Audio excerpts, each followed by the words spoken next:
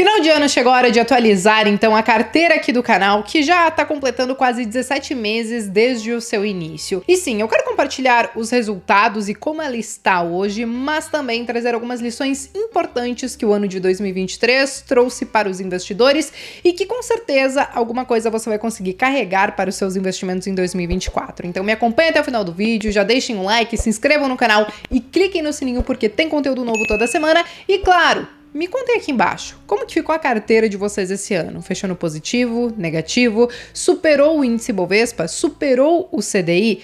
Bom, me contem aqui nos comentários que eu tô curiosa para entender como é que vocês performaram durante esse ano de 2023. Mas vamos lá, gente, eu quero só trazer um recado antes de compartilhar a minha tela, que é o seguinte, se você chegou de paraquedas aqui agora e esse é o primeiro vídeo dessa série da carteira do canal que você tá assistindo, pausa e vai para o primeiro vídeo dessa playlist para entender a estratégia que a gente segue e o porquê a gente segue. É claro, eu já adianto que o que a gente está fazendo nessa carteira é seguindo um conselho do Warren Buffett, mas claro, abrasileirando para o nosso mercado. Mas confere o primeiro vídeo que você vai entender essa estratégia um pouco melhor. Agora vamos lá, gente, deixa eu já compartilhar a minha tela com vocês, porque basicamente o que nós temos então é o seguinte, nós temos BOVX11 na carteira, IMAB11 na carteira e BIB39. Claro, percebam que desde que o XMAL11 foi incorporado ao BOVX11, os pesos da carteira ficaram bagunçados. Então a gente tem 46,26% para o BOVX11,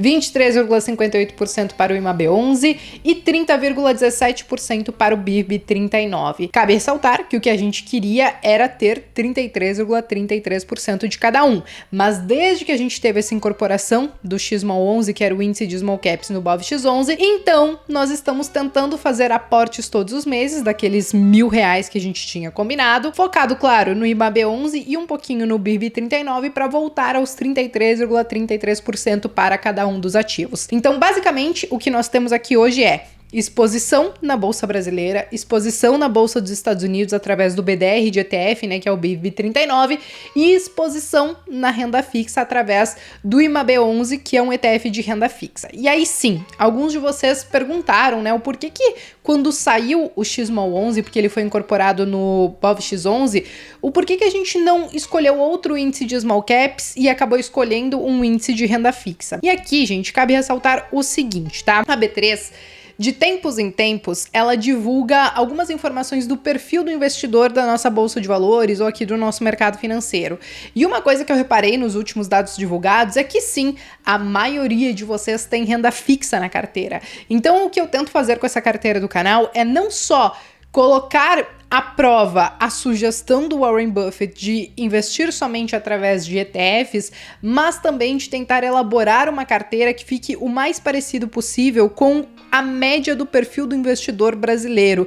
Então, por isso que a gente tem Bolsa Brasil, renda fixa aqui e também investimentos dolarizados, né, considerando a bolsa lá fora, porque de 2019 para cá, o número de investidores que realmente começaram a olhar lá para fora cresceu bastante. Então, basicamente, a carteira ela está assim hoje. Agora, vamos voltar para a tela e vamos tentar entender como que ficou a performance da carteira. Então, basicamente, o que nós temos foi que, em 2023, a carteira rendeu mais de 19%.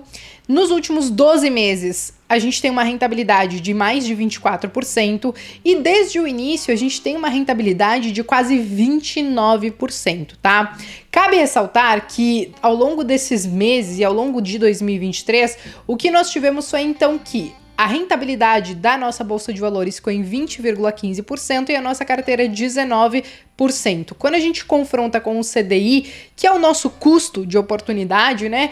Então a gente superou com folga o CDI, tanto nesse ano como no acumulado. O CDI aqui ficou em 12,74%, né, nesses últimos meses, e aí a gente tem a nossa carteira com 19,08%. Aqui eu quero dizer o seguinte, que eu fiquei positivamente surpresa com a nossa carteira, com os resultados da carteira, principalmente entendendo o seguinte, né, que essa estratégia, ela demanda o quê? 10 minutos por mês, praticamente, só pra gente rebalancear a carteira e fazer os nossos aportes. Então é uma carteira que dá pouquíssimo trabalho, eu não preciso ficar acompanhando os números das empresas, os resultados das empresas. Então, por ser uma estratégia relativamente simples e ela ter uma rentabilidade muito parecida com a da nossa bolsa de valores e superar com folga o CDI, ao meu ver, foi um resultado que me surpreendeu positivamente. Eu achei que a gente sim poderia ter um ano positivo por conta de tudo que aconteceu, mas não dessa maneira, de se aproximar tanto aos resultados, né, então, da nossa bolsa de valores. Pontos importantes em relação ao ano de 2023, e na verdade eu acho que são mais algumas lições que a gente pôde tirar ao longo de 2023. A primeira lição, gente, e que isso não é algo que eu vou falar pela primeira vez hoje, não falei pela primeira vez ano passado, isso já tem alguns anos que eu repito aqui no canal, tá? É extremamente importante que o investidor consiga separar o seu viés, o seu desejo político das análises de mercado. E por que eu tô falando isso, tá, gente? Porque há um ano atrás eu fiz um vídeo mais ou menos na mesma época trazendo os resultados da carteira e falando o que a gente iria fazer para 2023. E o que eu falei foi o seguinte: nós vamos continuar aportando normalmente em 2023.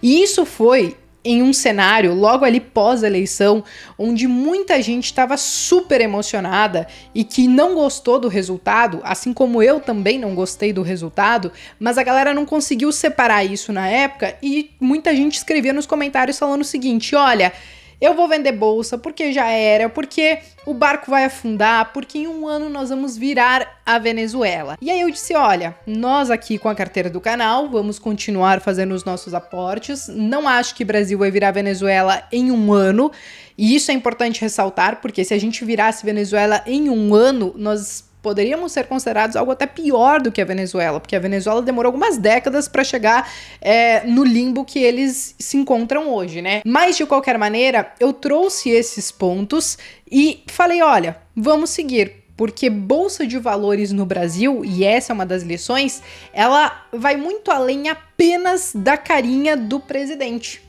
E foi basicamente isso que a gente viu nos efeitos da nossa bolsa de valores esse ano. No ano passado, eu falei, olha, nós vamos ter cortes nas taxas de juros aqui no Brasil. Mesmo que as taxas continuem em 2 dígitos, isso já deve dar uma pequena, ainda que seja uma pequena aliviada para nossa bolsa de valores.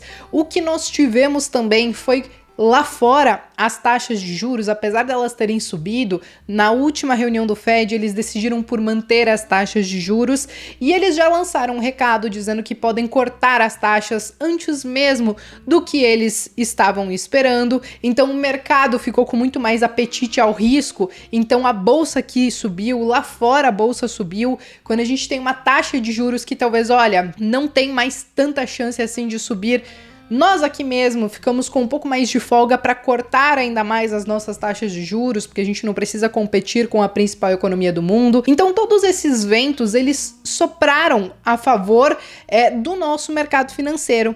E não somente isso, né? Quando eu digo que o mercado, que a bolsa, né, ela não depende só da cara do presidente, de quem está presidente do país. Dê uma olhada nessa imagem aqui, gente. Em todos os governos, direita, esquerda, cima, baixo, do curupira do raio que o parta, bolsa de valores subiu e caiu em todos os governos, sem exceção. E isso por quê? Porque bolsa de valores não tem partido. O que o mercado ele quer ver é a cor do dinheiro. Ele quer entender tudo o que está acontecendo no mundo inteiro e óbvio que pode ter impacto aqui no Brasil e nas empresas do Brasil e entender se aquilo num prazo um pouco maior vai ser benéfico ou não. Então nós tivemos esses cortes nas taxas de juros. Um outro ponto que eu trago para vocês, e aí eu vou retomar esse gráfico que eu já apresentei outras vezes aqui para vocês, nós tivemos também a própria questão das commodities, né? Então, quando a gente fala, por exemplo, que o Brasil ele deve fechar, né, 2023 com um PIB próximo de 3%, nós sabemos que boa parte desse PIB é graças ao fazendão que é o Brasil. Então, a parte de commodities, a parte do agro, isso também acabou ajudando em partes esse resultado, principalmente no primeiro semestre de 2023. E quando a gente coloca, por exemplo, um índice de commodities do lado do nosso índice Bovespa, veja como eles estão correlacionados. Quando as commodities sobem, muitas vezes o Ibovespa sobe, quando as commodities caem, a nossa bolsa de valores cai, e por aí vai. Então, é importante nós conseguirmos analisar esse tipo de coisa, porque é aquilo que eu tenho repetido para vocês ao longo dos anos. Eu posso gostar ou eu posso desgostar do atual governo, mas eu preciso separar as coisas na hora de fazer a minha análise, porque eu posso ter impacto na bolsa de valores de taxa de juros, de conflito em outro canto do mundo, ou até mesmo de uma desaceleração nos Estados Unidos ou na China, ou várias coisas nesse sentido. Então, eu não posso me pautar e pautar os meus investimentos apenas por questões políticas. É óbvio que no curto prazo, várias coisas podem impactar a nossa bolsa de valores, inclusive isso, algumas decisões políticas, alguns conflitos que estão acontecendo em outros cantos do mundo. Mas quando a gente fala de longo prazo, o mais importante para o investidor e, óbvio, para a bolsa de valores é lucro das empresas. Então a gente sempre tem que estar analisando o ambiente como um todo e a capacidade daquelas empresas de continuarem entregando lucro. Então vamos pegar um exemplo, por exemplo, de Banco do Brasil. Banco do Brasil é uma empresa, é um banco, né, centenário. Ele já passou por ditadura, por governo de direita, por governo de esquerda, por governo de centro e por aí vai. E ao longo de todos esses anos, ele conseguiu sobreviver e entregar bons lucros e trazer bons retornos para os investidores. Então, eu trago esses exemplos, ainda que não sejam somente isso, né, que a gente tem que analisar, mas eu trago esses exemplos para a gente aprender a separar as coisas, tá? Podem ter coisas que eu não gosto do atual governo, mas na hora de analisar o mercado eu preciso ser o mais racional possível, analisar os números, não somente aqui do Brasil, mas também do que está acontecendo no resto do mundo, para não acabar acontecendo de eu perder algumas oportunidades, seja aqui, seja lá fora, ou enfim, em qualquer outro lugar que a gente decida investir, tá? E a segunda lição que eu trago em relação a 2023 é que, olha, nós até tivemos um ano positivo, mas o nosso foco é o longo prazo, e é uma ilusão nós acharmos que nós vamos sair no longo prazo, e aqui eu tô falando de 5, 10, 15, 20 anos, é uma ilusão a gente achar que vai sair 100% do tempo no campo positivo. Então, 2022, 2023, nós conseguimos sair no campo positivo? Sim, mas nada impede, por exemplo, que 2024 esse evento mude. Eu não sei o que vai acontecer. Muitos estão falando de uma desaceleração nos Estados Unidos ou em outros cantos do mundo, uma desaceleração global, mas eu não sei se isso vai acontecer. O ponto é, o que não dá pra gente fazer é pensar no longo prazo, mas, ao mesmo tempo que eu penso no longo prazo, conforme mudam os ventos do mercado, eu vou querer mudar minha estratégia. Não é assim que a coisa funciona. Olha o Buffett, olha o Barsi, olha todos os grandes investidores que a gente se pauta para aprender alguma coisa, e eles seguem uma metodologia, uma estratégia há décadas e décadas e décadas. Eles não ficam mudando a estratégia deles a cada novo presidente que assume um país ou qualquer coisa nesse sentido. Então, eu acho que essa é uma lição muito importante pra gente, porque vão acontecer várias coisas no curto prazo que vão tentar tirar a gente do jogo, tentar tirar a gente da bolsa de valores ou fazer com que a gente desista dos nossos investimentos achando que não vale a pena. Mas o mais importante em relação a isso é não ficar mudando a estratégia conforme cada vento muda, porque senão você não vai saber se a sua estratégia ela está sendo efetiva. E digo mais, eu acho que uma lição que eu poderia trazer em conjunto a essa é que, entendendo que a bolsa ela não sobe em linha reta e que nós não sabemos se ano que vem a gente vai ter um ano positivo, negativo, a gente nunca sabe, né? Entendendo tudo isso, eu preciso criar uma estratégia que ela seja a prova de todos esses sobes e desces, de todas essas intempéries que podem acontecer no mercado financeiro. Então, eu não posso ter a ilusão de que eu vou sair positivo todo ano. Eu preciso pensar numa estratégia que mesmo no ano que eu saia negativo, eu continue vivo, continue com uma boa gestão de risco para seguir até talvez um próximo ciclo de alta e ganhar dinheiro com tudo isso. Então acho que essas são algumas lições muito importantes que a gente pode tirar de 2023.